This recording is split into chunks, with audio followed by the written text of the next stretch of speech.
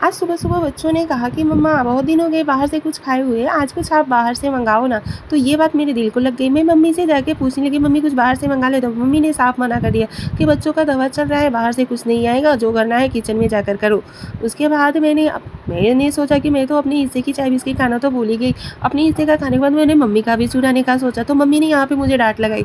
उसके बाद मैंने दवा खाई, उसके बाद बालों को सुलझाया, उसके बाद मैं आ गई किचन में। किचन में आने के बाद मेरे दिमाग में आया कि क्यों ना गेहूँ के आटे का और वेजिटेबल मिक्स करके बच्चे के लिए चिल्ला बनाया जाए, जो कि पिज़्ज़ा स्टाइल हो जाएगा, बच्चे भी खुश हो जाएँगे, मम्मी भी खुश हो जाएगी। यहाँ पे हमारा चिल्ला बन के रेडी हो गया और मैं बच्चों के पास लेकर के गई, तो बच्चे देख कर के बोले, वाओ मम्मा यम्मी यम्मी। यहाँ पे फिर मैंने चाय बनाया और मैंने सोचा कि लगे हाथ सासू माँ से भी अपनी तारीफ़ करवा ही ली जाए। उसके बाद मम्मी ने खाया और मेरी खूब तारीफ़ की। बोली, घर का खाना बहुत अच्छा होता है, घर का ही बनाया करो, मेरी संस्कारी बहू। मम्मी से मैं भी